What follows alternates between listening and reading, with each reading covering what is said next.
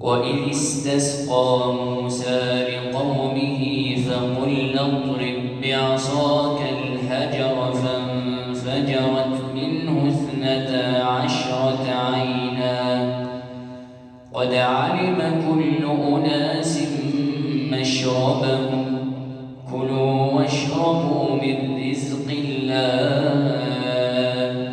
ولا تعثوا في الأرض مفسدين. وإذ قلتم يا موسى لن نصبر على طعام واحد فادع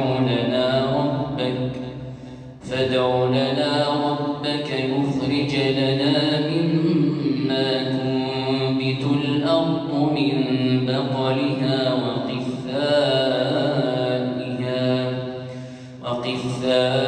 وقثائها وفومها وعدسها وبصلها قال أتستبدلون الذي هو أدنى بالذي هو خير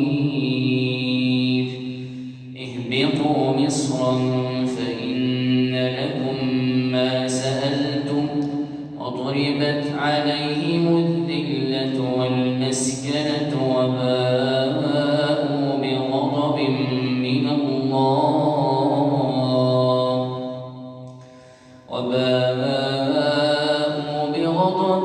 من الله وضربت عليهم المسكنة ذلك بأنهم كانوا يكفرون بآيات الله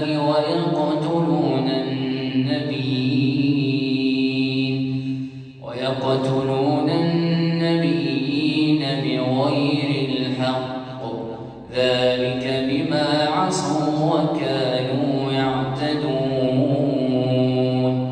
إن الذين آمنوا والذين هادوا والنصارى والصابئين من آمن بالله واليوم الآخر وعمل صالحا فلهم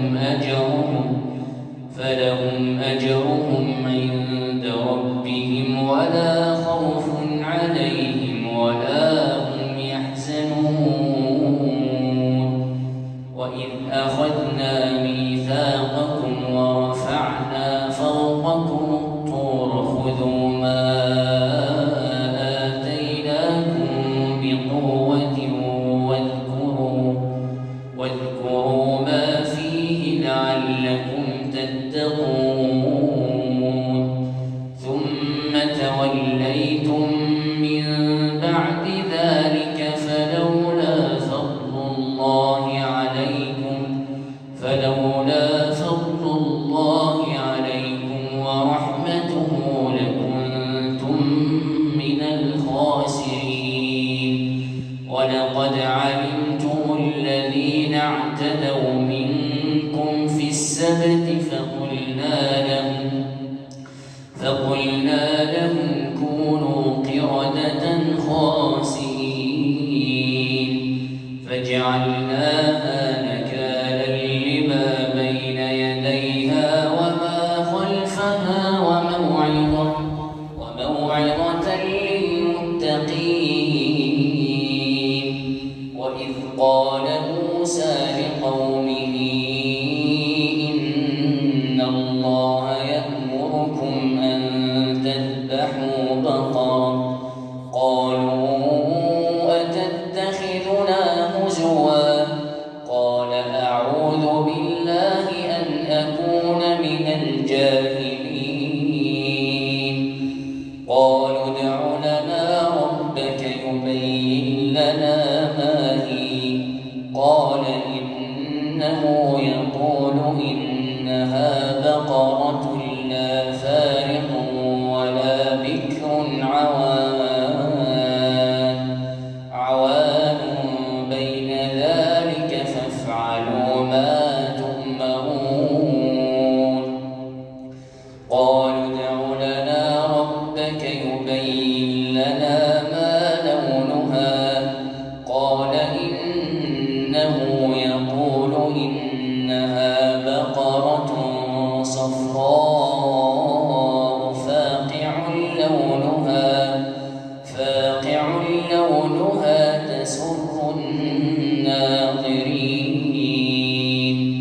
قالوا ادع لنا ربك يبين لنا ما هي إن البقرة تشابه علينا وإنا إن شاء الله لمهتدون.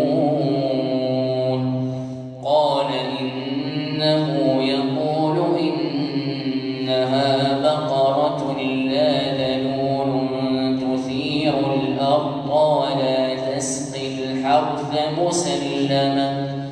مسلمة لا شية فيها. قالوا الآن جئت بالحق فذبحوها وما كادوا يفعلون. وإذ قتلتم نفسا فادارأتم فيها والله مخرج ما كنتم تكتمون. فقلنا اضربوه ببعضها كذلك يحيي الله الموتى ويريكم آياته لعلكم تعقلون.